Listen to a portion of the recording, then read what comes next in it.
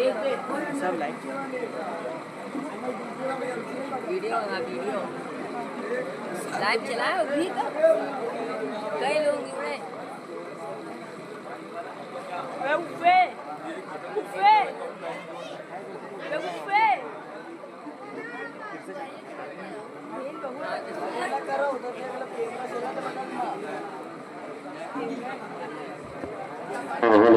Hello सुभान अल्लाह माशा अल्लाह।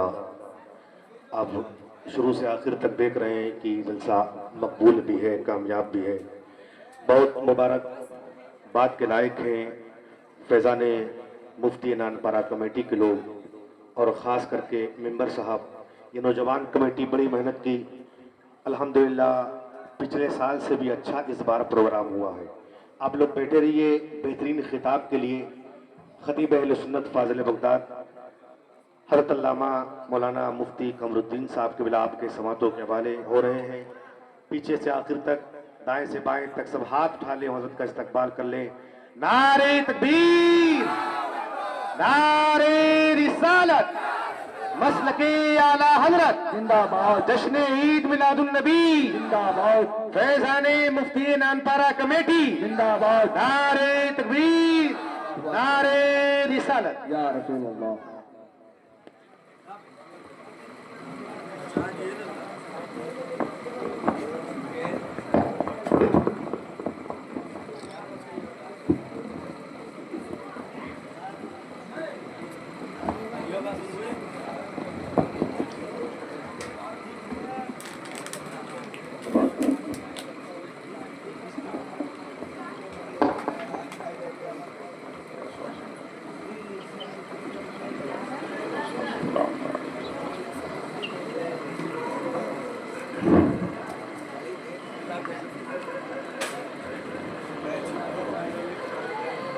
मिंबर शरीफ पर रौनक अफरोज मुअज़्ज़ज़ उलमाए किराम व मदखानान रसूल अनाम व हाज़रीन मजलिस, अस्सलामु अलैकुम व रहमतुल्लाहि व बरकातुहू। अल्हम्दुलिल्लाह अल्हम्दुलिल्लाहिल्लज़ी फ़व्वला सय्यदना मौलाना मुहम्मदन अलल आलमीना जमीआ व अक़ामहू यौमल क़ियामति लिलमुज़निबीनल मुतलव्विसीनल ख़त्ताईनल हालिकीना शफ़ीआ वस्सलातु वस्सलामु अलैहि व अला कुल्ली मन हुवा महबूबुन मरज़ियुन लदैहि सलातन तबका व तदूमु बिदमामिल मलिकिल हय्यिल क़य्यूम। अम्मा बाद फ़अऊज़ु बिल्लाहि मिनश शैतानिर रजीम। बिस्मिल्लाहिर रहमानिर रहीम। क़ुल बिफ़ज़्लिल्लाहि व बिरहमतिही फ़बिज़ालिका फ़ल्यफ़रहू। सदक़ल्लाहु मौलाना अज़ीम व बल्लगना रसूलुहुन नबियुल अमीनुल मकीनुल करीमुर रऊफ़ुर रहीम व नहनु अला ज़ालिका लमिनश शाहिदीन व शाकिरीन वल्हम्दुलिल्लाहि रब्बिल आलमीन।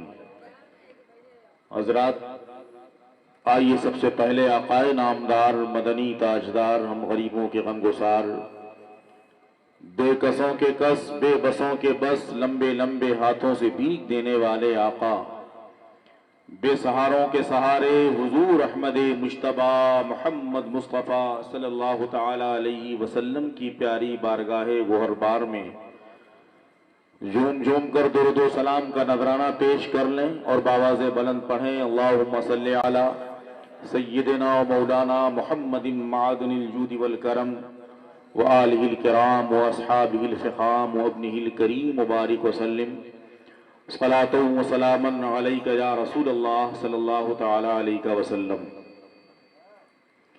हज़रात,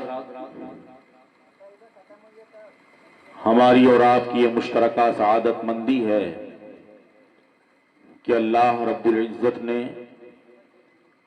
हमें इंसान होने के साथ साथ दौलत ईमान से भी सरफराज फरमाया है और उस पर खुशबख्ती ये कि हमें अपने सबसे महबूब नबी سرکار مصطفیٰ صلی اللہ تعالی علیہ وسلم کی امت میں پیدا فرمایا اور ان کی آمد مبارک پر ان کی بارگاہ عالی جاں میں خراج عقیدت پیش کرنے کے لیے ہمیں اور آپ کو سنہرا موقع بھی فراہم فرمایا۔ حضرات، کافی دیر سے آپ حضرات اس محفل نور میں تشریف فرما ہیں۔ علماء کرام، شورائے اعظام کے بیانات سے آپ محظوظ ہو رہے ہیں۔ رات کے اس حصے میں آپ حضرات کی بیداری ابھی مجھ سے قبل نبیر بلبل ہند مصلح قوم و ملت حضرت علامہ و مولانا مفتی محمد خالد رضا صاحب سماعت فرمایا۔ اللہ رب العزت آپ سب کو اس پر عمل کرنے کی توفیق رفیق عطا فرمائے اور موصوف کو عمر خضر بالخیر عطا فرمائے۔ حضرات، انسانی فطرت ہے کہ آدمی دن اور رات میں ملا کر رات کے کچھ حصے میں آرام چاہتا ہے اور اسے رات کے اس حصے میں اپنے بستر پر ہو کر آرام کرنا چاہیے، لیکن اس کے برخلاف آپ حضرات جوش ایمانی کے ساتھ اس محفل پاک میں اس ہوش کے ساتھ اور جوش و خروش کے ساتھ تشریف فرما ہیں، جس سے یہ شعر یاد آتا ہے کہ ہماری صبح زندہ ہے، ہماری شام زندہ ہے، ہماری صبح زندہ ہے، ہماری شام زندہ ہے، ہمارے دل کی تختی پر نبی کا نام زندہ ہے، ہمارے دل کی تختی پر نبی کا نام زندہ ہے۔ حضرات، اللہ رب العزت نے آپ کو زندگی عطا فرمائی ہے اور ہر شخص کو اپنی زندگی کا حصہ گزارنے کے بعد دنیا سے کوچ کر جانا ہے اور ایسے دھیرے دھیرے ایک دن پوری دنیا کو فنا ہو جانا ہے۔ صرف خدائے وحدہ لا شریک کی ذات باقی رہے گی اور تمام چیزیں فنا کے گھاٹ اتر جائیں گی، ساری چیزیں ختم ہو جائیں گی، لیکن انسان کو جو اللہ رب العزت نے زندگی عطا فرمائی ہے، اس انسان کو بہت ساری ذمہ داریاں بھی عطا فرمائی ہیں۔ دولت ایمان سے سرفراز ہونے کے بعد آپ حضرات پر ایمان کے تقاضا کے مطابق بہت ساری ذمہ داریاں بھی عائد ہوتی ہیں اور آپ پر بہت سارے احکام بھی نافذ ہوتے ہیں جن کی پابندی ہر ایمان والے پر لازم و ضروری ہے۔ اگر آپ نے زندگی گزاری اور شریعت کے فرمان کے مطابق اچھے اعمال کیے، احکام شرعیہ کی پابندی کی، منہیات شرعیہ سے اپنے آپ کو دور و نفور رکھا، نیک زندگی گزار کر پھر آپ دنیا سے رخصت ہوئے، تو دنیا سے رخصت ہونے کے بعد پہلا مرحلہ انسان کا قبر کا مرحلہ ہے۔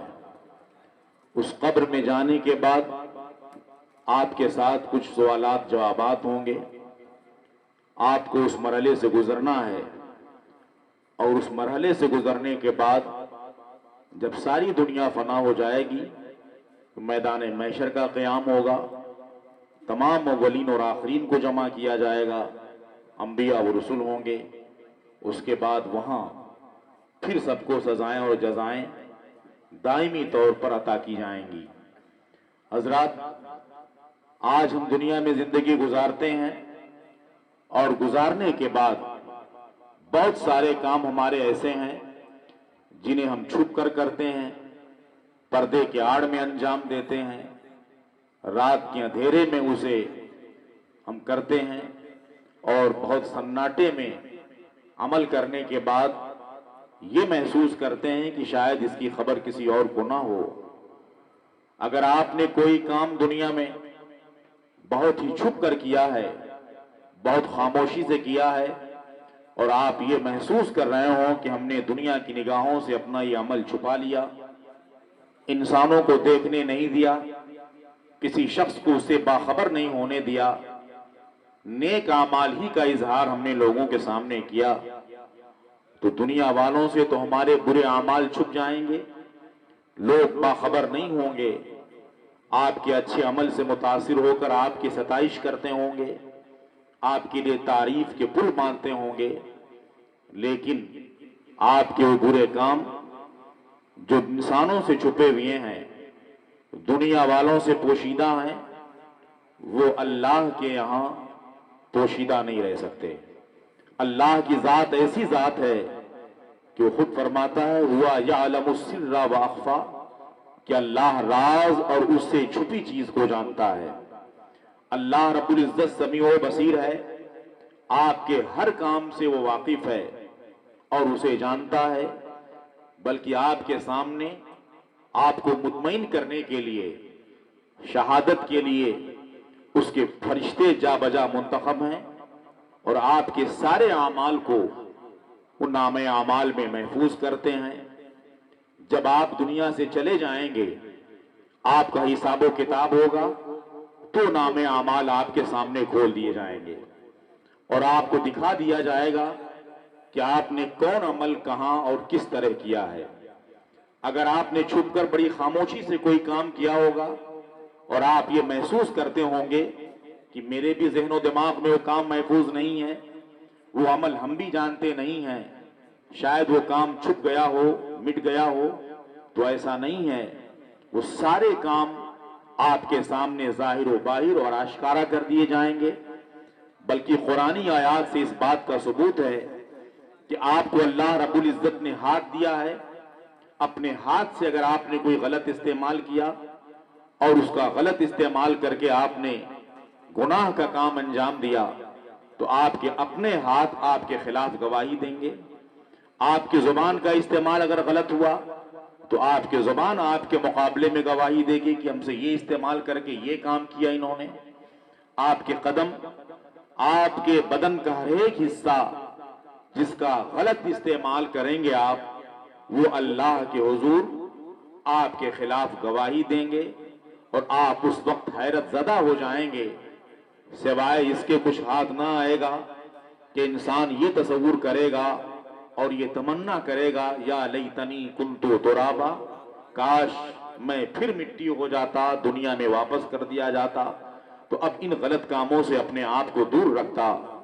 لیکن افسوس کہ دنیا سے جانے کے بعد اب دوبارہ آپ کو دنیا میں واپس نہیں کیا جائے گا کہ آپ اپنے ماتھے کی نگاہوں سے اپنی غلط کاریاں دیکھنے کے بعد اب کفے افسوس ملیں اور فرصت چاہیں کہ پھر دنیا میں چلا جاؤں اور نیک کام کر کے واپس آؤں۔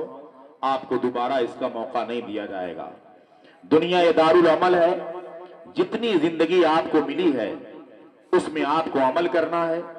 اس زندگی کے ختم ہونے کے بعد صرف اور صرف آپ کو جواب دینا ہے اور حساب و کتاب ہونا ہے، اب عمل کا موقع آپ کو نہیں دیا جائے گا۔ اس لیے اس مختصر زندگی میں ایک صاحب ایمان کا یہ ملی اور ایمانی فریضہ ہوتا ہے کہ شریعت نے جس بات کو کرنے کا حکم دیا ہے اسے بجا لانے کی کوشش کرے، اور جس سے منع کیا ہے اس سے باز رہنے کی کوشش کرے۔ شریعت جسے جائز کہتی ہے اسے درست مانے، اس پر عمل کرے، اور شریعت جسے ناجائز کہتی ہے اس سے اپنے آپ کو دور رکھے۔ ورنہ دنیاوی عیش و عشرت میں چور ہو کر اگر آدمی شریعت کو ایک طرف کر دے گا، احکام سے دوری اختیار کرے گا، اور اس کا یہ وہم و گمان ہو کہ ہماری یہ عیش و عشرت بہت دیر تک قائم رہے گی، ہماری یہ فراوانی ہمیشہ برقرار رہے گی، ہماری یہ سرخروئی ہمیشہ چمکتی اور دمکتی رہے گی، تو اس کی اپنی خام خیالی ہے۔ دنیا کی تاریخ میں باتیں موجود ہیں، بڑے سے بڑے فرعون آئے اور زمیں دوز ہو گئے، بہت بڑے بڑے مغرور دنیا میں گزرے، ان کو اللہ رب العزت نے زمیں دوز کر دیا، ان کا کوئی نام لینے والا نہیں ہے۔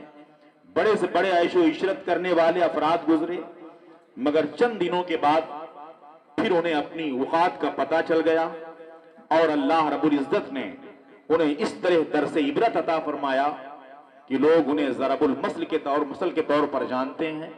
اس لیے انسان کو جب طاقت دی جائے، جوانی ہو، عمر ہو، تو اسے اچھا کام کرنا چاہیے اور اس عمر کو غنیمت سمجھنا چاہیے جس میں اللہ ہوش و حواس کے ساتھ طاقتور اور آپ کو عمدہ زندگی عطا کیے ہوئے ہے۔ ورنہ ہم اہل ایمان میں عام طور سے یہ ہوتا ہے کہ جب آدمی کے پاس طاقت ہے، مال و دولت ہے، تب وہ دین کی طرف مائل نہیں ہوتا، ہمیشہ ابعاد اور درگزر کرتا ہے دینی باتوں کو، لیکن جب وہ بستر مرض اور مرگ پر پہنچتا ہے تب اسے اللہ یاد آتا ہے، اسے رسول یاد آتے ہیں، اسے رشتے یاد آتے ہیں، اسے اولیاء یاد آتے ہیں۔ جب سجدے کی طاقت ہوتی ہے، قدموں میں چلنے کی سکت ہوتی ہے، تب اپنے آپ کو نیک مجلسوں سے، مساجد سے، اہل علم کی قربت سے دور رکھتا ہے۔ جب وہ کمزور ہو جاتا ہے، چلنے کی طاقت نہیں ہوتی، اپنے عیش گاہ اور عیش کے اڈے تک نہیں پہنچ سکتا، تب وہ چاہتا ہے کسی کے سہارے ہمیں مسجد پہنچا دیا جائے، کسی کے سہارے ہمیں بزرگوں کے قریب کر دیا جائے، کسی کے سہارے ہمیں تسبیح پڑھنے پر مامور کر دیا جائے۔ تو یہ تو آپ کی مجبوری ہے۔ آپ کے وہ اعمال جو آپ کی طاقت کے ساتھ ہوں، آپ کے ساتھ عیش و عشرت کے سامان موجود ہوں، فراوانی ہو، دولت ہو، مگر ان سب کو ایک طرف رکھ کے آپ خلوص و للہیت کے ساتھ صرف شریعت کی روشنی میں اپنی زندگی گزاریں اور حکم شرع کے سامنے اپنا سر خم کر دیں۔ اس وقت مسجدوں کو آباد کیے ہوئے ہوں، اپنے سروں کو سجدوں سے تابندہ اور منور کیے ہوئے ہوں، اچھی باتوں پر عمل کرتے ہوں، نیک باتوں کے لیے آپ تبلیغ بھی کرتے ہوں، تنبیہ بھی کرتے ہوں، خود بھی عمل کرتے ہوں، اپنے بچوں کو بھی کراتے ہوں، تو عمل اللہ و رسول کی بارگاہ میں زیادہ قابل قبول ہے۔ احادیث میں جا بجا یہ بات موجود ہے کہ جب انسان طاقتور ہوتا ہے، اچھی عمر میں ہوتا ہے، جب انسان بہت ہی عیش و عشرت والی زندگی میں ہوتا ہے، اس وقت اگر اللہ و رسول کو یاد کرتا ہے تو اس کا وہ عمل زیادہ محبوب اور مقبول ہوتا ہے۔ ورنہ مجبوری کے بعد تو ہر شخص کو تسبیح کے سوا کچھ یاد نہیں ہوتی۔ ہم اہل ایمان کا عموماً حال یہی ہوتا، جب کسی سے داڑھی کے بارے میں کہی جائے تو کہتا حضرت ابھی عمر نہیں ہوئی ہے، یعنی اپنی داڑھی رکھنے کا عمر یہ سمجھتا ہے کہ جب عیاشی کا وقت ختم ہو جائے، جب لوگ بالکل بوڑھا اور کمزور کہنے لگیں، جب کوئی ان کی رخ کی طرف رخ نہ کرے، تب داڑھی سجانا چاہیے۔ جب دنیا کا کوئی کام باقی نہ رہ جائے، ساری چوریاں کر چکا ہو، ساری غیبتیں کر چکا ہو، عیش کے ہر اڈے پر جا چکا ہو، اب نہ اسے کوئی پوچھتا ہو، نہ وہ کسی کی طرف مائل ہو سکتا ہو، تب کہتا ہے اب داڑھی کا وقت ہے، اب نماز کا وقت ہے، اب تسبیح کا وقت ہے۔ مسلمانوں، داڑھی کا وقت وہی ہے جب داڑھی آپ کے چہرے پر ظاہر ہونے لگے۔ داڑھی کا وقت وہ نہیں ہے جب آپ کو کوئی نہ پوچھے، آپ بہت کمزور ہو جائیں، کوئی غلط کام نہ کر سکیں۔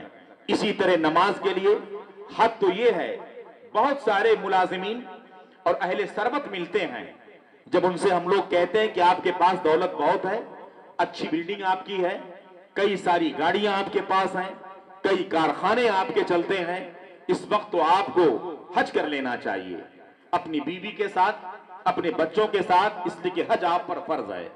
آج کل حج کی فرضیت کا مطلب لوگ یہ نکالتے ہیں، مفتی صاحب بیٹھے ہیں، آپ پوچھیں کہ جب سارے کام سے وہ فارغ ہو جائیں گے، کئی جگہ پلاٹ لے چکے ہوں گے، کئی دکانیں ڈال دیں گے، کئی مکان بنا لیں گے، سب کی شادیاں کر لیں گے، اب اگر پیسہ بچتا ہے تو کسی کے کہنے کے ناطے وہ اب سفر حج کے لیے تیار ہوتے ہیں کہ اب حج مجھ پر فرض ہوا ہے۔ حالانکہ حج کی فرضیت کے لیے یہ سب ضروری نہیں ہے۔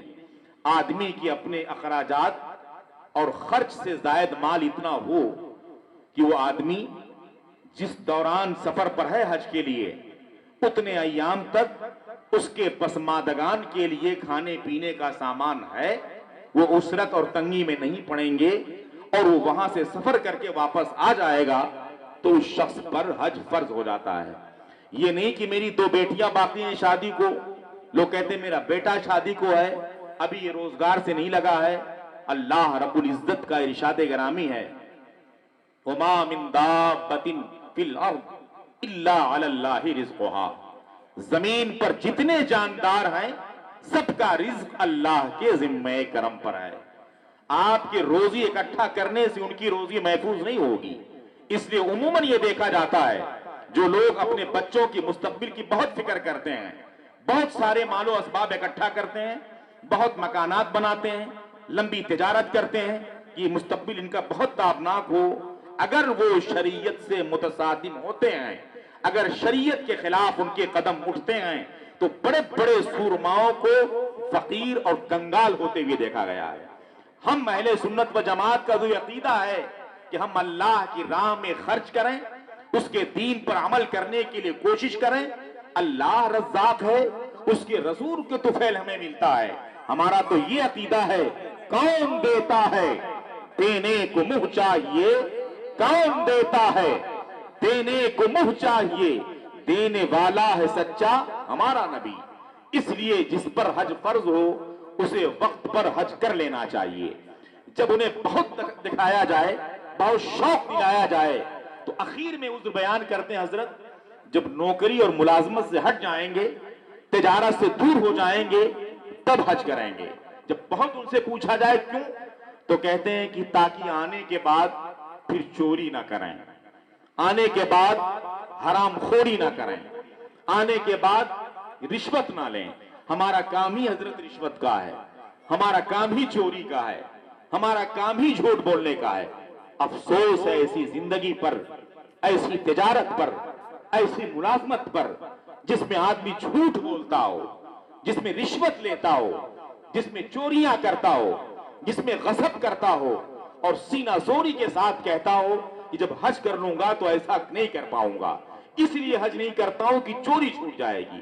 آج آدمی وہ کام کرتا ہے جس کام کی بنیاد پر غلط عادتیں چھوٹ جائیں، اور مسلمان کہتا نہیں ایسا کروں گا تو چوری چھوٹ جائے گی۔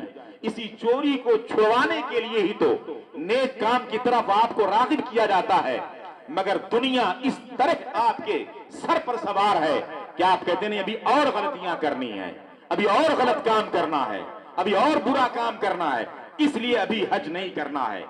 حد تو یہ ہوتی ہے کہ اسی تمنائے دنیا میں، اسی غلط کاری میں مبتلا ہونے کے لیے جب وہ نیک کام کو چھوڑتا ہے تو اللہ اس سے اس عمل کی توفیق بھی چھین لیتا ہے، اور اخیر عمر میں نہ مجھے حج نصیب ہوتا ہے، نہ روزہ نصیب ہوتا ہے، نہ کوئی کار خیر نصیب ہوتا ہے، پھر دنیا سے وہ ایسے ہاتھ ملتا ہوا چلا جاتا ہے۔ مسلمانوں، ہر کسی کو اپنے عمل کا جواب دینا ہے۔ لا تزر وازرۃ وزر اخرى، ایک نفس کسی کا بوجھ دوسرے نفس پر نہیں ڈالے گی، ہر نفس کو اپنا بوجھ اٹھانا ہے، ہر کسی کو اپنا جواب دینا ہے۔ اس لیے دوسروں کی خاطر، بچوں کی خاطر، اپنے گھر والوں کی خاطر اپنے آپ کو ہلاکت میں نہیں ڈالنا چاہیے، ہر کسی کو اپنے عمل کا ذمہ دار رہنا چاہیے۔ آج اہل ایمان میں یہ دیکھا جاتا ہے کہ جب کسی سے کچھ کہا جائے، تنبیہ کی جائے، نصیحتیں کی جائیں تو کہتا ہے کہ حضرت ہم پڑھے لکھے نہیں ہیں، ہم سختیاں نہیں کر پاتے۔ ہم اہل ایمان کا ایک طرز اور وتیرہ بن چکا ہے کہ اصلاح صرف علماء کا کام ہے، عقیدے میں پختگی ڈالنا صرف علماء ہی کریں گے، تنبیہات صرف علماء ہی کریں گے۔ حضرات یہ علماء بھی آپ ہی کی طرح انسان ہیں، وہ کہاں کہاں کب کب آپ کے پیچھے لگ کر کے اور آپ کے ایمان و عقیدے کی بھی اصلاح کریں اور پختگی پہنچائیں، آپ کے اعمال کے بھی پیچھے لگیں اور آپ آسانی کے ساتھ اپنی زندگی گزارتے رہیں۔ حد تو یہ ہے کہ بلانے پر بھی، محفلوں میں اگر علماء بلاتے ہیں تو آپ کو وقت نہیں ملتا، کوئی ایک محفل ملتی بھی ہے تو آپ گھڑی کا ٹائم دیکھتے ہیں، چل دیتے ہیں مجھے سونا ہے اور مجھے تجارت پہ جانا ہے، صبح دکان کھولنی ہے، صبح نوکری پہ جانا ہے، ہمیں یہ کرنا ہے۔ چند گھنٹے بیٹھ کر علماء کی نصیحت آمیز باتیں سننے میں بھی آپ کو بوجھ اور بار محسوس ہوتا ہے تو کامیابی کہاں سے آپ کے قدم چومے گی؟ کیسے آپ کامیاب ہوں گے؟ آپ تو محسوس کرتے ہیں ساری ذمہ داریاں علماء ہی کی ہیں، حالانکہ اللہ کے رسول صلی اللہ علیہ وسلم کا ارشاد گرامی ہے کلکم راعن وکلکم مسئول عن رعیتہ، اے مسلمانوں تم میں سے ہر ایک ذمہ دار پیدا کیا گیا ہے اور ہر کسی سے اس کے ذمہ داری کے بارے میں پوچھا جائے گا۔ صرف علماء سے نہیں پوچھا جائے گا، باپ سے بھی بیٹوں کے بارے میں پوچھا جائے گا، شوہر سے بھی بیوی کے بارے میں پوچھا جائے گا، ماں سے بھی بچوں کے بارے میں پوچھا جائے گا، دادا سے بھی اہل خانہ کے بارے میں پوچھا جائے گا، بڑے سے چھوٹے بھائی کے بارے میں پوچھا جائے گا۔ یہ کام نہ چلے گا کہ میں پڑھا نہیں تھا، میں جانتا نہیں تھا، میں وقت نہیں دے پاتا تھا، میں ملازمت کرتا تھا، میں تو دکان چلا جاتا تھا، مجھے خبر نہیں ہوتی تھی۔ یہ ذمہ داری مفتی خالد صاحب، ان علماء مولانا فیضان صاحب ان کی صرف نہیں ہے، یہ تو ایز عالم ایک عالم کی حیثیت سے جتنی ان کی طاقت ہوگی حتی المقدور آپ کو بتائیں گے، ان سے کہیں زیادہ ذمہ داری اہل خانہ کی اپنے گھر والوں کی ہے، باپ کی اپنے بیٹوں اور بیٹیوں پر ہے، ماں کی اپنے اہل خانہ پر ہے۔ کیا آپ نہیں دیکھتے جب دین پر عمل کرنے کے لیے علماء بتاتے ہیں تو آپ کہتے ہیں کہ ہمیں موقع نہیں، ہم ٹائم نہیں پاتے، بچے ہماری بات سنتے نہیں ہیں، میں نے کہا تھا نماز پڑھ لو مگر نہیں پڑھا، میں نے کہا تھا داڑھی رکھ لو مگر نہیں رکھا، میں نے جوا سے روکا تھا مگر بیٹا نہیں مانتا۔ مسلمانوں دین کے کام میں تو آپ کا کہا آپ کا بیٹا نہیں مانتا تو آپ اسے ٹال دیتے ہیں کہ حضرت میں نے سختی کی تھی نہیں مانا۔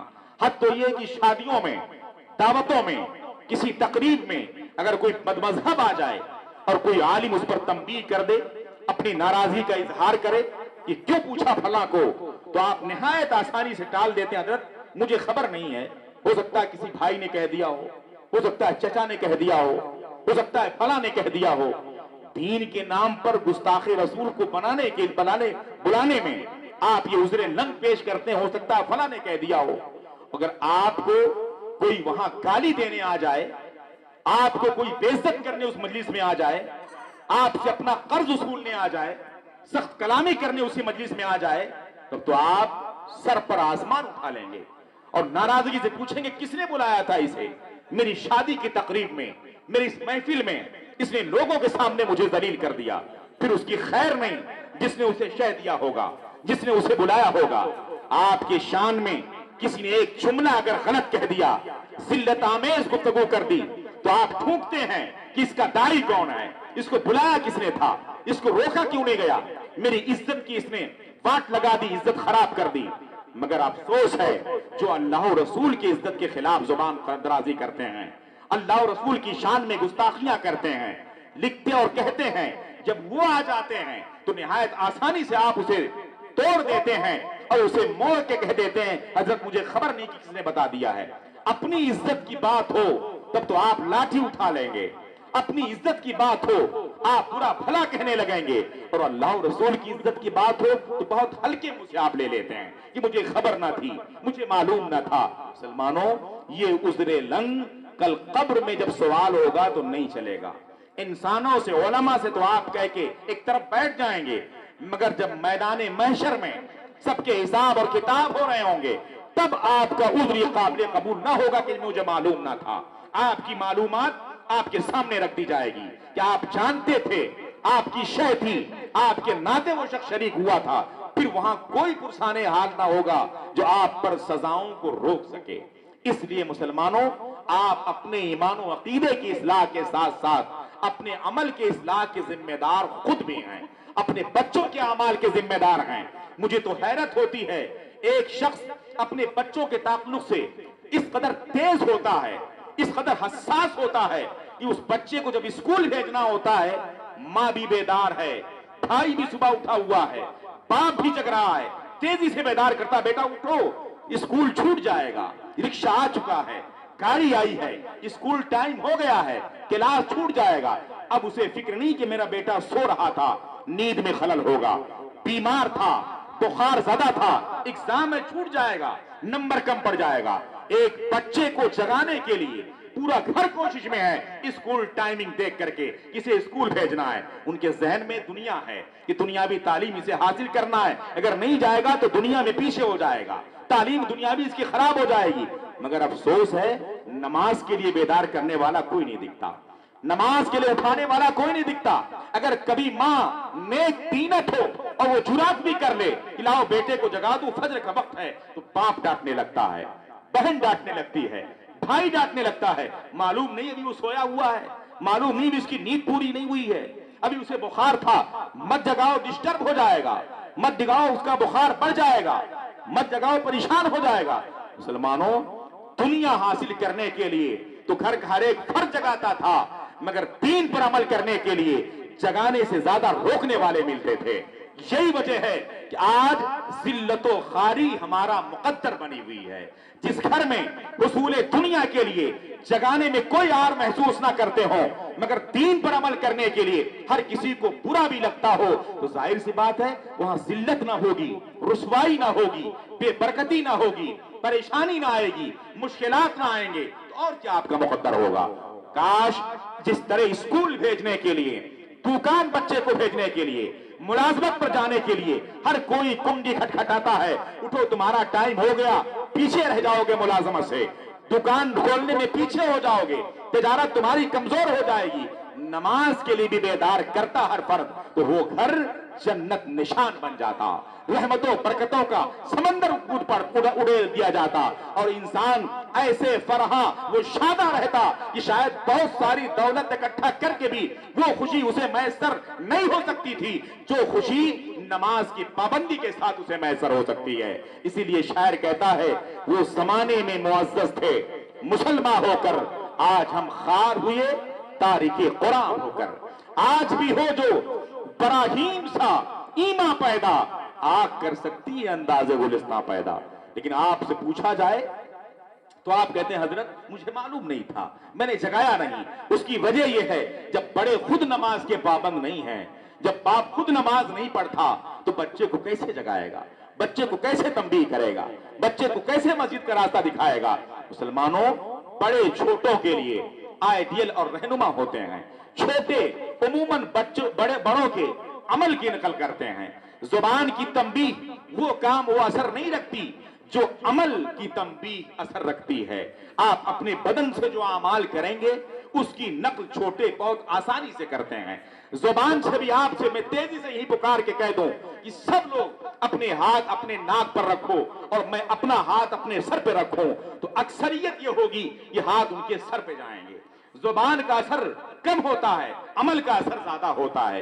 آپ مجھے دیکھیں گے کہ میں اپنا ہاتھ اپنے سر پہ رکھتا ہوں، کہتا ہوں ناک پہ رکھو، لیکن آپ میرے عمل کو دیکھ کے اپنا ہاتھ اپنے سر پہ رکھ لیں گے۔ یہ چیزیں یہ بتاتی ہیں عملی طور پر کہ آدمی کا اپنا عمل یہ زیادہ مؤثر ہوتا ہے کسی کو نقل کروانے میں۔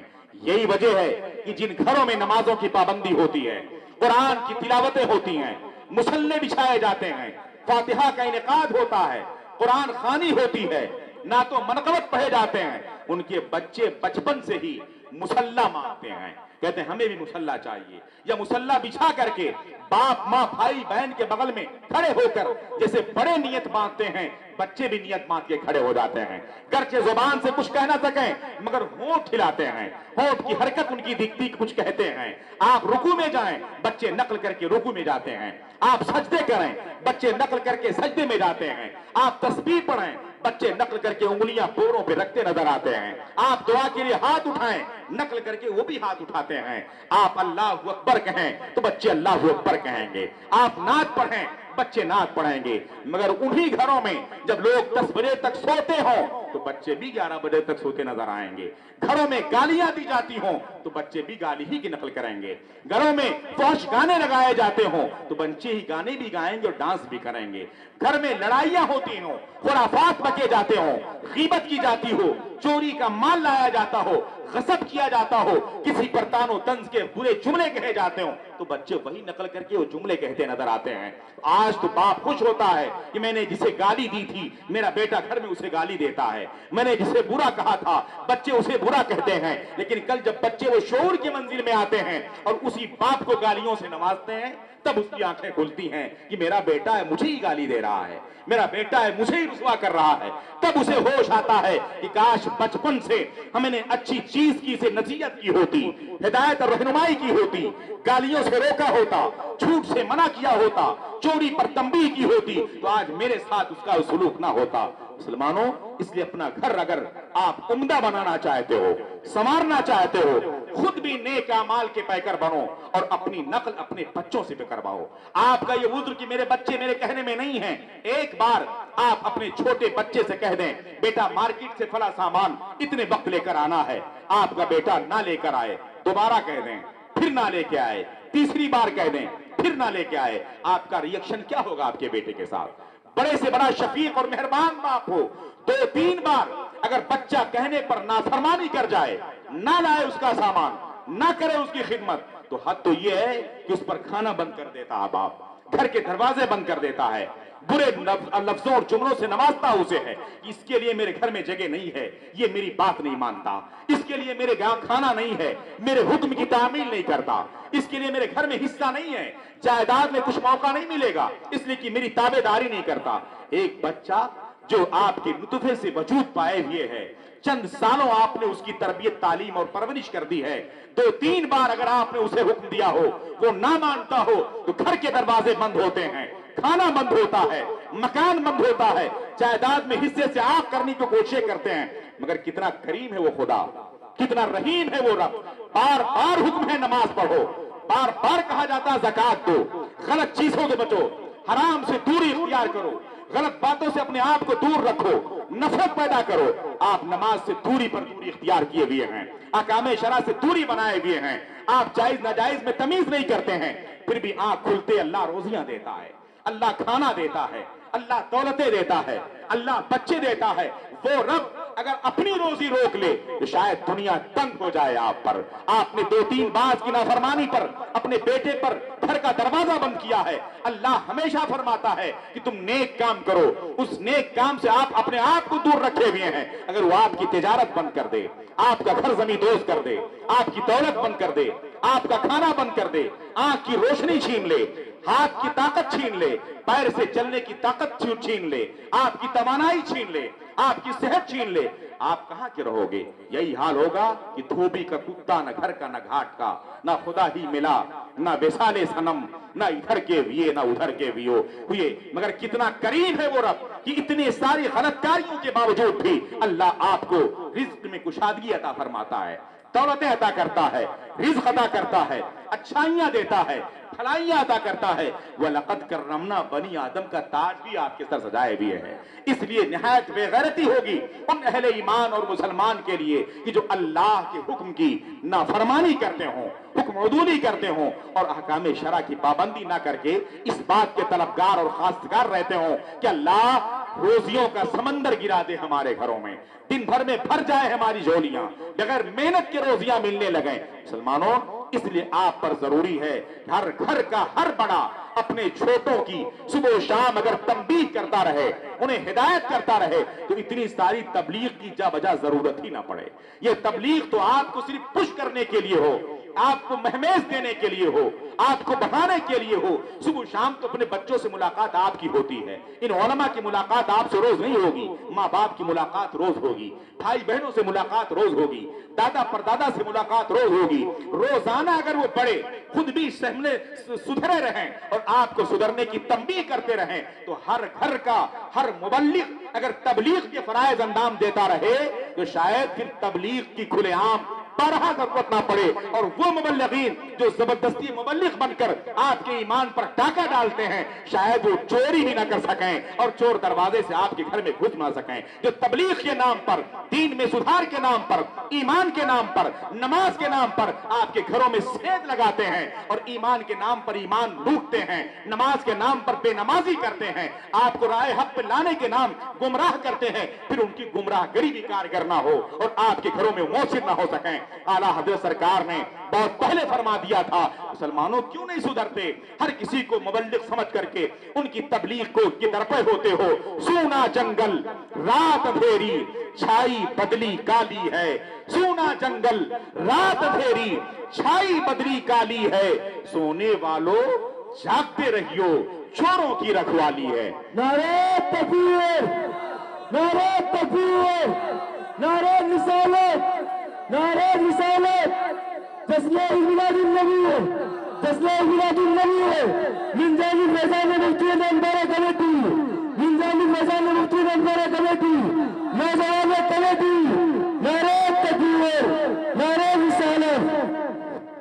لیے اختصار کے ساتھ میں آپ کو بتاؤں، ایمان و عقیدہ کے بھی تعلق سے اور اعمال کے بھی تعلق سے اگر ہر گھر کا ہر فرد تبلیغ کا فریضہ انجام دینے لگے تو پھر کوئی غلط روش پر آپ کو نہیں لا سکتا ہے. آپ کے ایمان و عقیدے میں کوئی رخنا نہیں ڈال سکتا.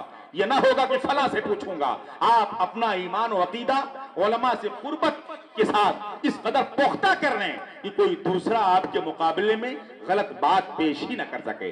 اپنے گھر کے ہر ایک فرد کو اتنا ٹرینڈ کر دیں، اس قدر تیار کر دیں کہ ایمان اور عقیدے کے نام پر کوئی دوسرا آپ کو ٹھگ نہ سکے. اور آپ نیک اعمال کے پیکر اگر بن جائیں تو ویسے ہی رحمت الباری اس قدر آپ پر سایہ فگن ہو جائے گی کہ کوئی دوسرا آپ پر اپنا اثر ڈال ہی نہیں سکتا، نہ اپنا رنگ ڈال سکتا ہے. ورنہ اگر آپ ایسے رہے، یہ مبلغین، یہ علماء آپ کی اصلاح کرتے رہے، پھر بھی آپ نہ سدھرے، تو پھر میدان قیامت میں جو رسوائی ہاتھ آئے گی تو آپ ہاتھ ہی ملتے رہ جائیں گے. قبر کی منزل میں میں آپ کو بتاؤں، ایک حدیث پاک ہے جو بہت ہی منفرد حدیث ہے. عام طور سے آپ یہ سنتے ہوں گے کہ قبر میں جانے کے بعد حساب و کتاب ہوگا. 3 سوالات جب بتائے جاتے ہیں تو کچھ لوگ تو یہی رٹنے لگتے ہیں کہ من ربکا کا معنی سمجھ لوں گا ربی اللہ، ما دینوکا کا معنی یاد کر لوں گا دین الاسلام اس کا جواب دینا ہے، ما کنت تقول فی شان ھذا الرجل کا معنی سمجھ لوں گا یہ ھذا نبینا، یہ ہمارے نبی ہیں، ہمارے رسول ہیں، یہ سن یاد کر لوں گا اور بہت آسان ہو جائے گا. ایسا نہیں ہے. دنیا الگ ہے، برزخ الگ ہے.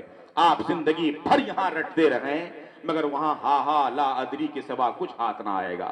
اگر ایمان آپ کا پختہ نہیں ہے، رحمت الہی شامل حال نہیں ہے، رسول کی محبت کا صدقہ نہیں ملا ہوا ہے، رٹے نہیں، کوئی کھول کے وہاں تختی رکھ دیں جوابات کے، آپ کی نگاہیں اسے دیکھ نہ سکیں گی.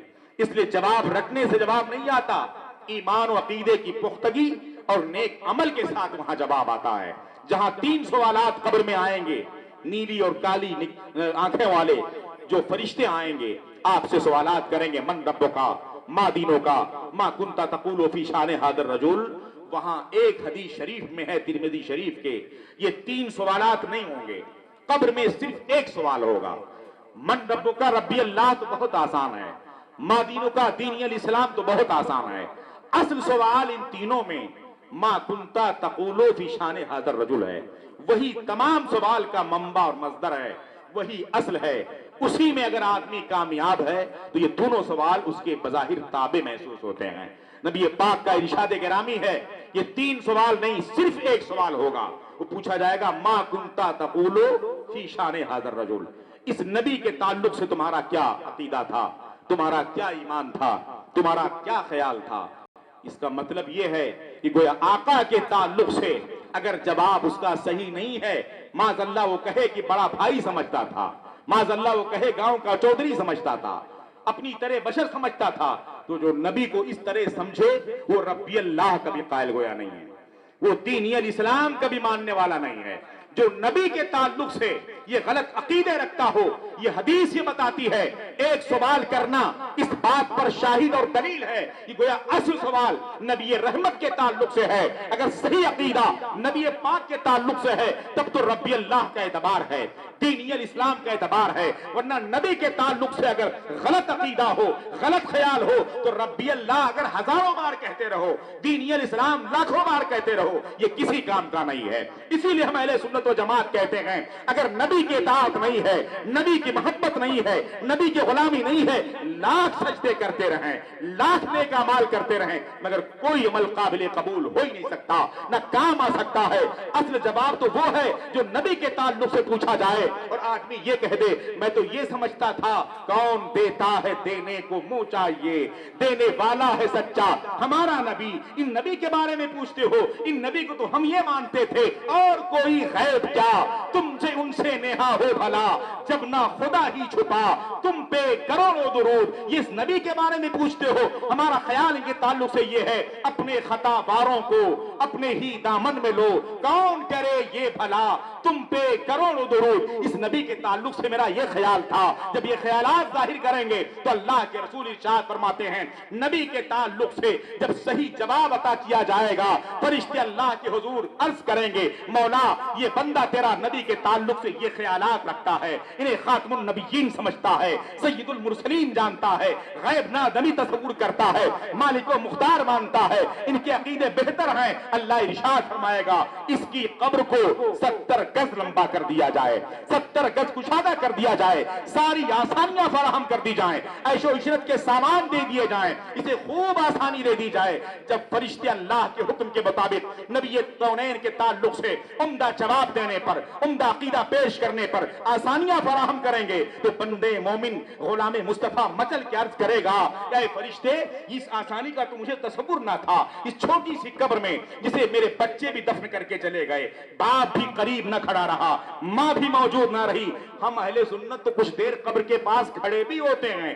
وہ جو اہل ایمان ہی نہیں ہیں وہ ظاہر کرتے ہیں میں ایمان والا نہیں ہوں، فوراً توپ کے واپس بھاگ جاتے ہیں کہ کہیں ایسا نہ ہو اس کی شرارت تو مجھے معلوم ہی ہے، ہم بھی شریر ہیں، اس کے آگ میں ہم بھی نہ آ جائیں اور اس کی سزاؤں میں ہم بھی گرفتار نہ ہو جائیں۔ ہم اہل سنت و جماعت کا عقیدہ بھی ہے اور ہمارا یہ دل بھی ہے کہ دفن کرنے کے بعد مردوں سے فوراً نہیں بھاگتے، وہاں کھڑے ہوتے ہیں، تسبیح و تحلیل بیان کرتے ہیں، قرآن کی آیتیں پڑھتے ہیں، پھول ڈالتے ہیں، اذان دیتے ہیں، سلام پڑھتے ہیں، دعائیں مغفرت کرتے ہیں اور یہ کہہ کے چلے آتے ہیں کہ اللہ کے رسول یہ غلام آپ کے حوالے ہے، اس لیے کہ آپ کی ذات بابرکات تو یہ ہے کہ پیش حق مزدہ شفاعت کا سناتے جائیں گے، آپ روتے جائیں گے، سب کو ہنساتے جائیں گے۔ مسلمانوں پھر وہ بندہ کہے گا ہمیں اجازت دی جائے، آج ہم کو سب دفن کر کے واپس چلے گئے ہیں، کوئی مددگار کھڑا نہیں ہے، آج جو رشتوں کی بات آپ کرتے ہیں، میرا خالو ہے کیسے چھوڑوں، میرا چچا ہے کیسے دوری اختیار کر لوں، بہنوئی ہے حضرت تعلق کیسے چھوڑ دوں، سالہ ہے بہنوئی ہے کیسے دور ہو جاؤں، یہ سارے لوگ دفن کرنے کے بعد قریب نہیں کھڑے ہوں گے، نہ باپ رکے گا، نہ خالو رکے گا، نہ مامو رکے گا، نہ کوئی اور رکے گا۔ اس قبر میں بھی جب غلام مصطفیٰ اپنے آپ کو پریشان محسوس کرے گا تو نبی پاک کی طلعت ہی اس کے کام آئے گی، ان کی جلوہ گری ہی کام آئے گی، اور سرکار اعلیٰ حضرت کہتے ہیں سب چھوڑ کے چلے جائیں گے، جن کے رشتے کے خاطر تم غلط صحیح میں تمیز نہ کرتے تھے، جن کی محبت میں آ کر بہت غلط قدم تم اٹھاتے تھے، سب جب چھوڑ جائیں گے تو قبر میں لہرائیں گے تا حشر چشمے نور کے، قبر میں لہرائیں گے تا حشر چشمے نور کے، جلوہ فرما ہوگی جب طلعت رسول اللہ کی، نبی بھی وہی تشریف فرما ہو کر وہی آسانیاں فراہم کریں گے۔ بندہ کہے گا مجھے گھر جانے دو، فرشتوں کیا مجھے اجازت ہے میں گھر چلا جاؤں؟ پوچھیں گے کیوں؟ کہا اس لیے کہ یہ آسانی جو مجھے ملی ہے میں جا کے اپنے باپ کو بتا دوں کہ اس عقیدے پہ رہنا تاکہ تمہیں یہ آسانی مل جائے، اپنے ماں کو بتا دوں میری قبر بہت کشادہ کر دی گئی ہے، اپنے بیٹے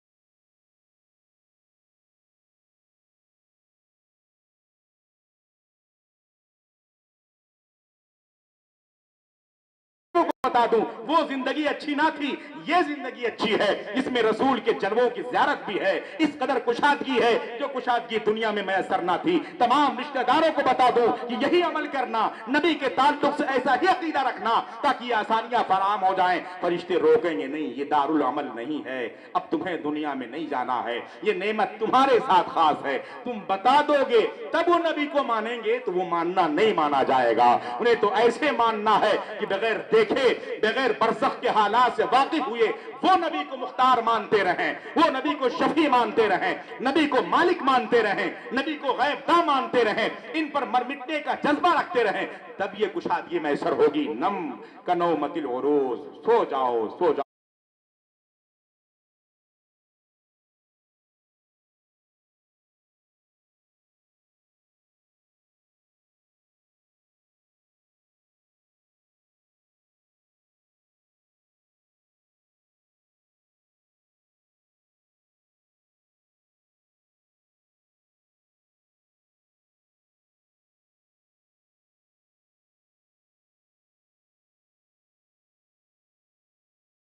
جیسے دلہن سوتی ہے. اب تمہیں جانا نہیں ہے, سب سے محبوب شخص تمہیں آگے جگائے گا. جیسے دلہن کو سب سے عزیز شخص بیدار کرتا ہے ویسے تمہیں وہ جگائے گا.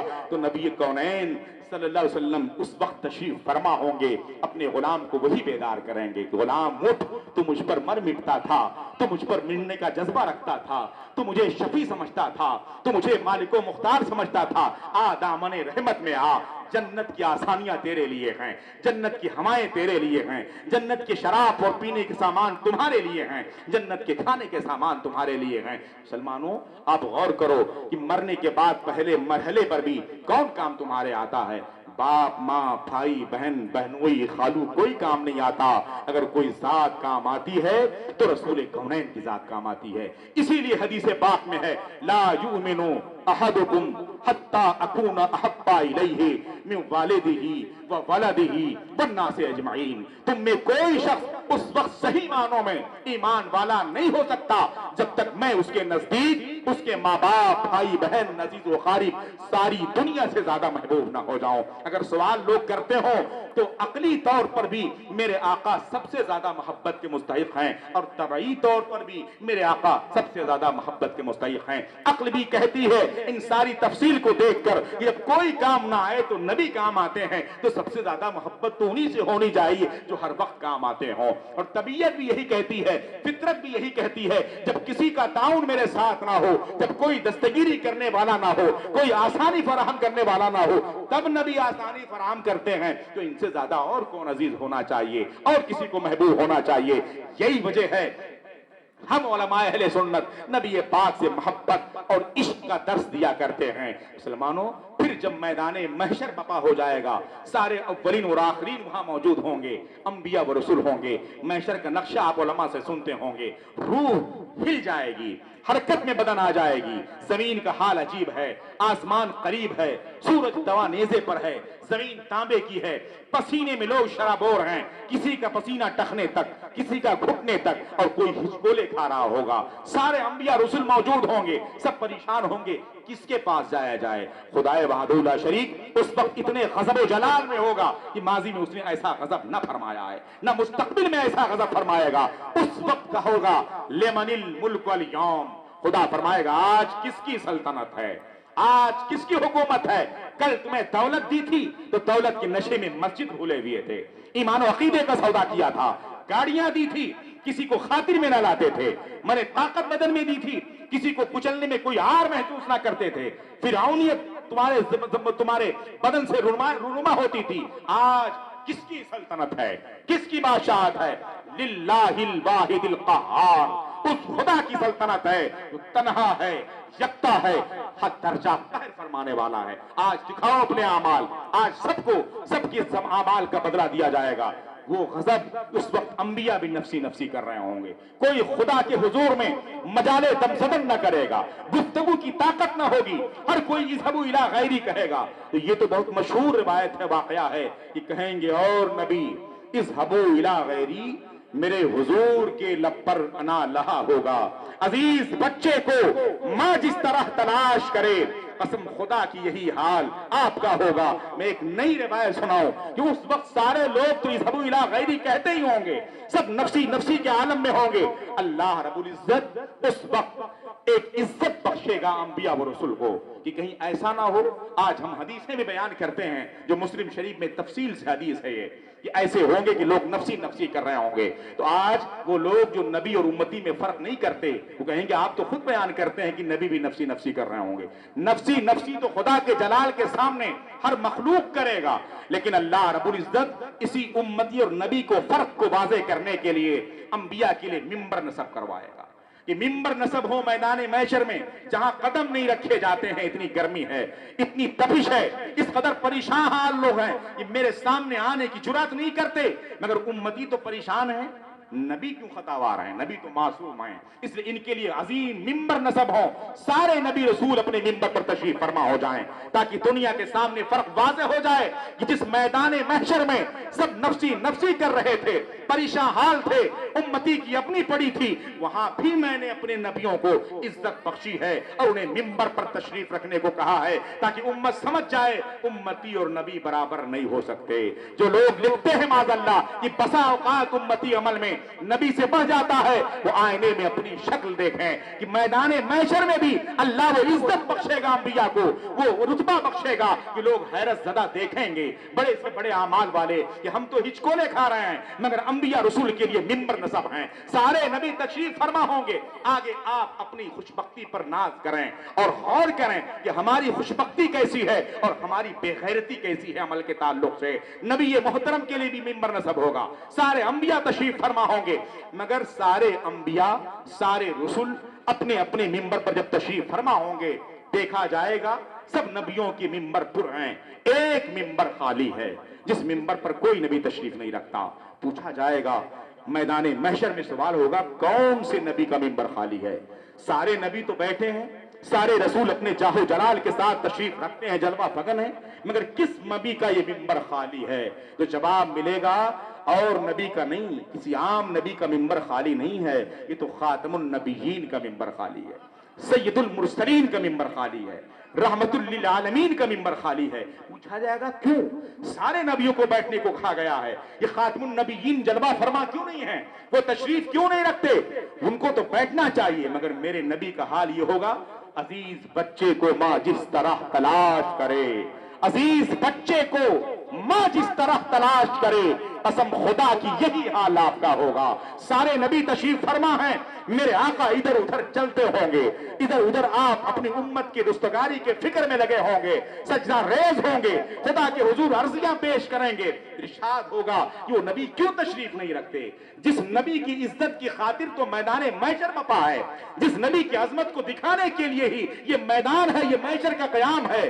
फकत इतना सबब है इन इकादे बज़्मे महशर का, फकत इतना सबब है इन इकादे बज़्मे महशर का कि इनकी शाने महबूबी दिखाई जाने वाली है। जिनकी शाने महबूबी दिखाई जानी है वो तशरीफ क्यों नहीं रखते?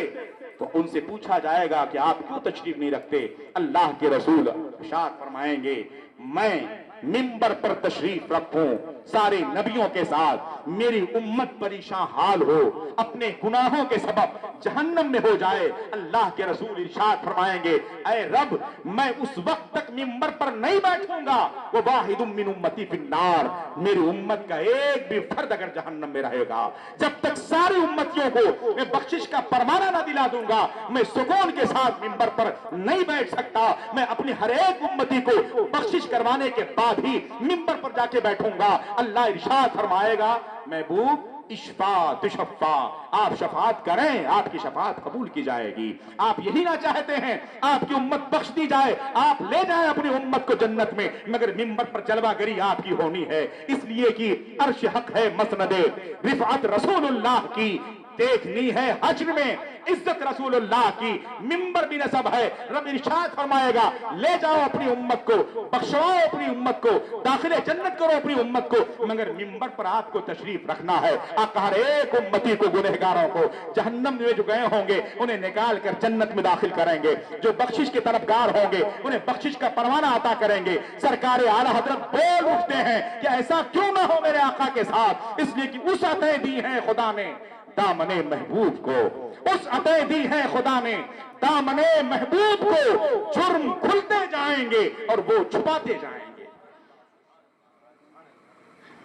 नारे तकबीर, नारे तकबीर, नारे रिसालत, नारे रिसालत, मसलके आला हज़रत, मसलके आला हज़रत, जश्न-ए मिलादुन नबी, जश्न-ए मिलादुन नबी, सरकार की आमद, सरकार की आमद, दिलदार की आमद, दिलदार की आमद, शोहरा की आमद, शोहरा की आमद, नारे तकबीर, नारे रिसालत। मुसलमानों, और हमारा ईमान और अकीदा हमेशा शिर्क शिकन रहा है।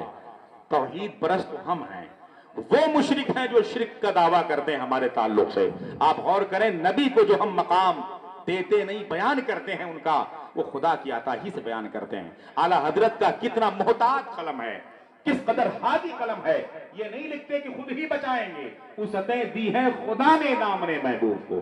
میرے محبوب کے دامن کو اللہ نے وسعت دی ہے. ہم تو یہی چلا چلا کے ہمیشہ کہتے ہیں کہ اللہ دیتا ہے، میرے آقا اسے بانٹتے ہیں. اللہ کی عطا ہے، تقسیم میرے آقا کی ہے. میں خدا ہم نہیں مانتے، خدا اسے مانتے ہیں جس نے پیدا کیا ہے، اس کے سامنے سجدہ کرتے ہیں. اور جس نے ایمان کی دولت سے نوازا ہے، بتایا ہے معبود کون ہے، بتایا ہے خدا کون ہے، بتایا ہے توحید کسے کہتے ہیں، توحید کس چیز کا نام ہے، اس کو دل پیش کرتے ہیں، اسے محبت پیش کرتے ہیں، وہاں دل جھکاتے ہیں. اعلیٰ حضرت تو کہیں کہتے ہیں کہ نبی پاک کی اس عظمت کو دیکھ کر کبھی غلام یہ کہہ دے، پیش نظر وہ نو بہار، سجدے کو دل ہے بے قرار.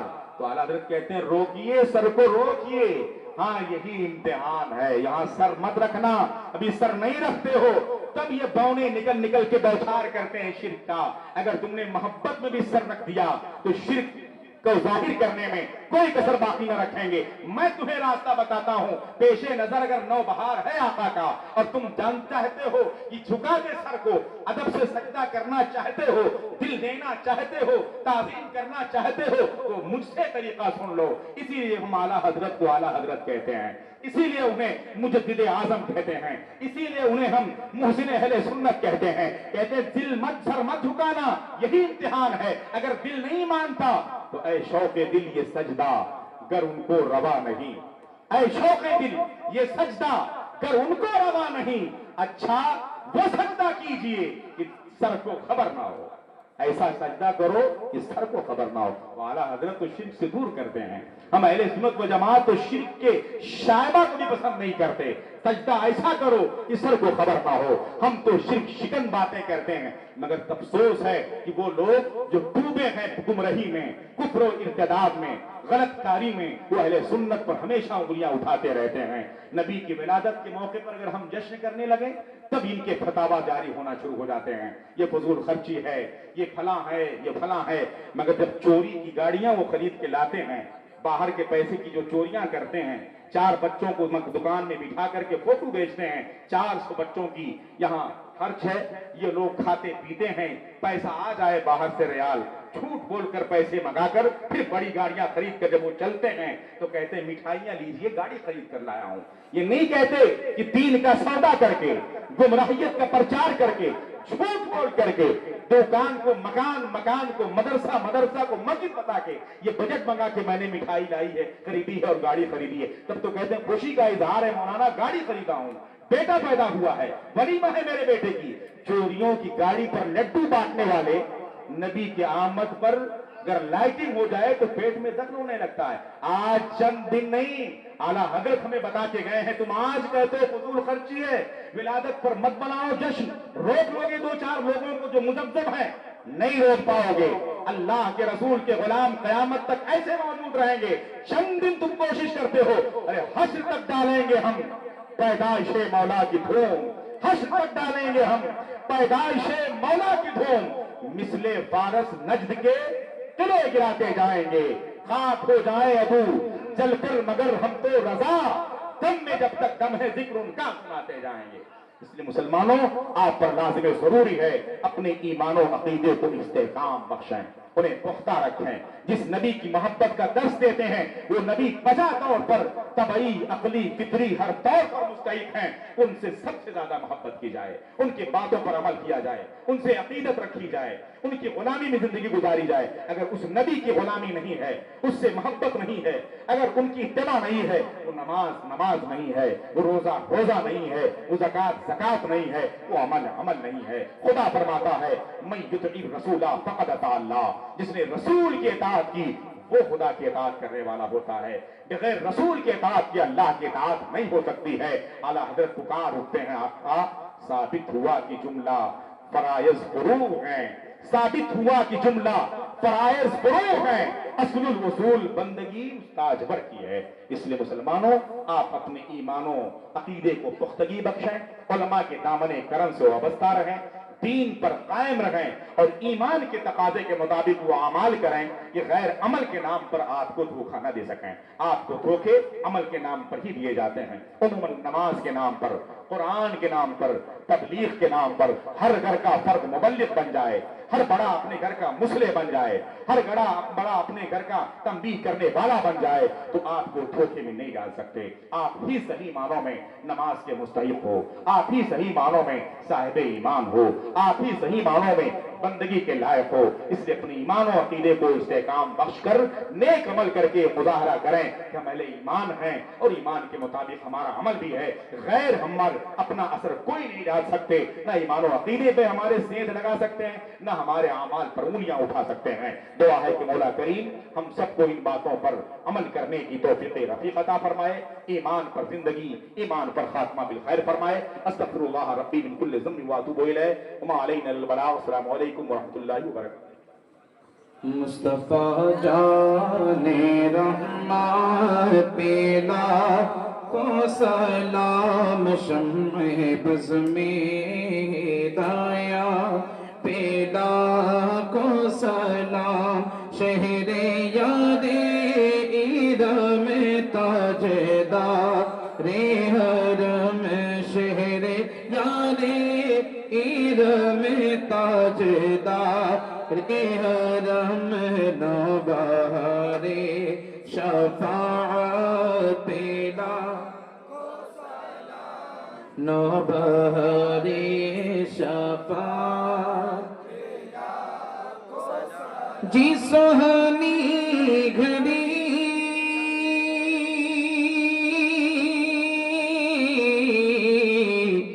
چمکتے پاک چاند جی سہانی گھڑی چمکتے پاک چاند، اس دل افروز ساعت پیلا کو سلام، اس دل افروز ساعت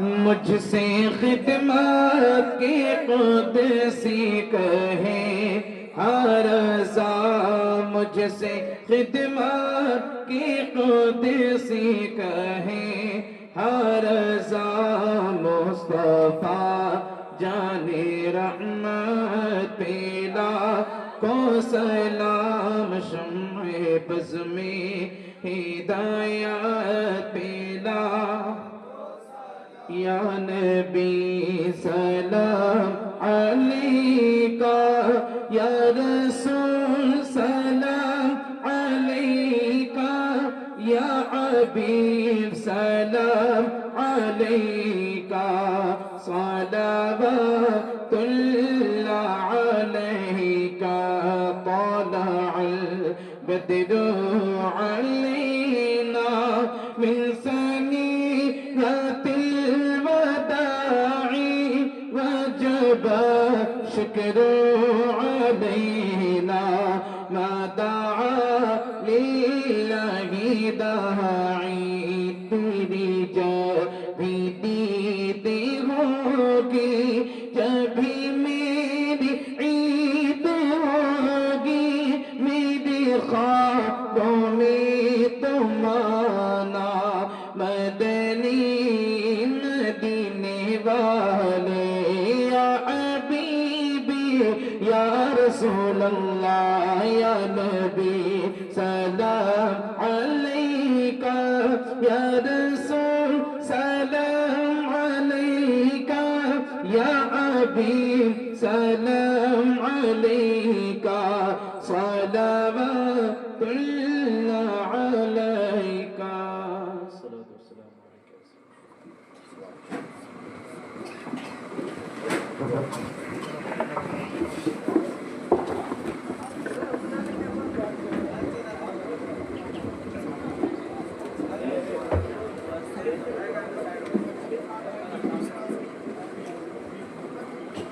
اللهم صل على سيدنا مولانا محمد وآلہ وسلم، صلاۃ و سلام علیک یا رسول اللہ صلی اللہ تعالی علیہ وسلم۔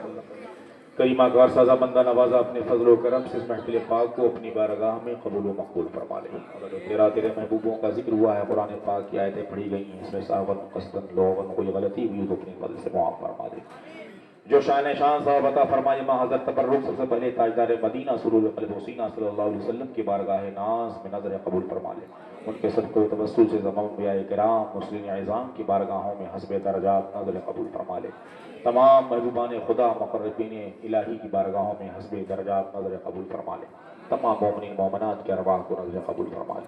مولا اپنے محبوب کی آمد کے صدقے میں محفل پاک کے صدقے میں جو اہل ایمان مرد عورت دنیا سے رخصت ہوئے ہیں ان کی بال بال مغفرت فرما دے. جنت الفردوس میں اعلیٰ سے اعلیٰ مقام عطا فرما دے. قبروں کو طاعت دے نگاہ کشادہ فرما دے. کروٹ کروٹ چین و سکون و راحت عطا فرما دے. جو اہل ایمان باحیات ہیں انہیں ایمان پر زندگی ایمان پر خاتمہ بالخیر فرما دے. ہم سب کو حکام شرعیہ کا پابند بنا دے. منہیات شرعیہ سے دور و رفور رہنے کی توفیق رفیق عطا فرما دے. مولا اپنے محبوب پاک کے صدقے میں ہمیں جو بیمار ہوں انہیں شفائے دائم و قائم و عاجل عطا فرما دے.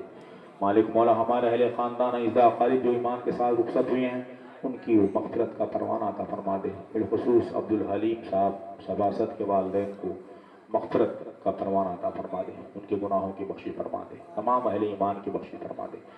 ہم سب کو تمام امراض جسمانی و روحانی سے شفا و سبکدوشی عطا فرما دے. بیجا خوف و دہشت وحشت سے ہم سب کو محفوظ و مامون فرما دے. قوت حوصلہ ہمت عطا فرما دے. مسرت شادمانی عطا فرما دے. جو لوگ بے روزگار ہیں اپنے حبیب پاک کے صدقے میں انہیں روزگار عطا فرما دے. جو روزگار سے لگے ہیں ان کے روزگار میں ترقیاں عطا فرما دے. ہمیں رزق حلال و رزق کشادہ عطا فرما دے. حرام رزق سے دوری اور نفرت پیدا فرما دے. جو بارے قرض سے دبے ہوئے ہیں انہیں قرض سے چھٹکارا و سبکدوشی عطا فرما دے. جو بے اولاد ہے اپنے نبی پاک کے صدقے میں انہیں اولاد سے نواز دے.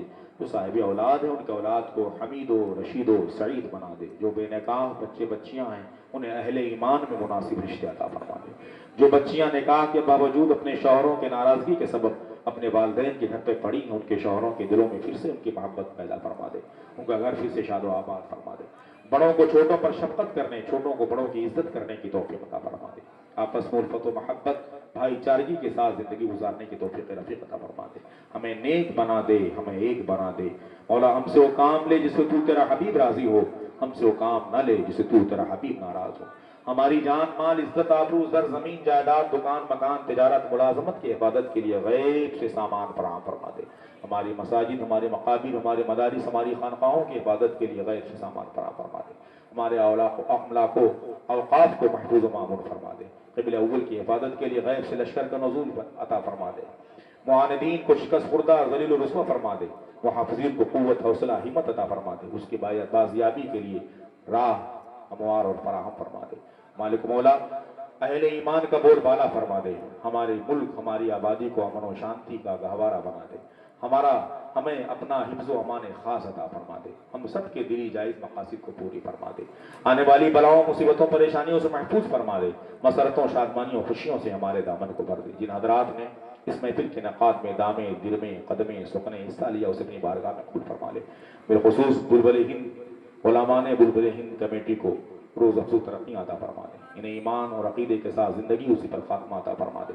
نیک اور صالح عمل کا پیکر بنا دے. ان کو ہمیشہ اچھے کام کرنے کی توفیق عطا فرما دے. برائیوں سے محفوظ و معمون فرما دے. دن دوگنی رات چوگنی ترقی عطا فرما دے. تمام اہل ایمان کو ترقی عطا فرما دے. دارین کی نعمتوں سے مالا مال فرما دے. دین سمجھنے دین پر عمل کرنے کی توفیق رفیق عطا فرما دے. علماء سے قربت عطا فرما دے. ان کی باتوں پر عمل کرنے کی توفیق عطا فرما دے. ہم سب کو اپنے محبوب پاک کی بارگاہ پاک کی بار بار حاضری نصیب فرما دے. دکھا دے یا الہی وہ مدینہ کیسی بستی ہے جہاں پر رات دن مولا تیری رحمت برستی ہے. مولا علماء طلبہ کو علم نافع عطا فرما دے. عمل صالح کا پیکر بنا دے. علماء دین کو حوصلہ ہمت عطا فرما دے. عمر بالخیر عطا فرما دے. عمر خضر عطا فرما دے. ان کو دین و سنیت کی تبلیغ و اشاعت کے لیے مواقع فراہم فرما دے. ہماری زبان قلم تدریس تقریر میں اثر رسول صلاحیت کو رسول اللہیت پیدا فرما دے. ہمیں تعاون الدین کا خادم بنا کر رکھ. خدمت دین کرنے کی توفیق رفیق عطا فرما دے. خلوص کے ساتھ دین متین کی خدمت کرنے اور اس کے فروغ اور ترقی کے لیے سامان فراہم کرنے کی توفیق عطا فرما دے. مواقع میسر فرما دے. مالک مولا اہل ایمان کو نیک راستے پر گامزن فرما دے. بدعمالیوں سے دوری اور نفرت پیدا فرما دے. نیک عمل کی طرف انہیں راغب فرما دے. ہمارے نوجوانوں کو ترقی عطا فرما دے. انہیں نمازی بنا دے، احکام شرعیہ کا پابند بنا دے، دین و سنیت پر انہیں مستحکم بنا دے، ان کے دین و عقیدے کی حفاظت کے لیے غیب سے سامان فراہم فرما دے۔ مالک و مولا ہم سب کے گھروں کو مصیبتوں، پریشانیوں، مشکلات سے دور فرما دے، رحمتوں برکتوں کا نزول فرما دے، ہم سب کو نیک عمل کرنے کی توفیق عطا فرما دے۔ ربنا تقبل منا انک انت السمیع العلیم وتب علینا انک انت التواب الرحیم۔ اللهم انا نسألك العفو والعافية والمعافاة الدائمة في الدين والدنيا والآخرة، وصلى الله تعالى على خير خلق ونور عرشه وآله وأصحابه أجمعين برحمتك يا أرحم الراحمين ما لا إله إلا الله محمد رسول الله۔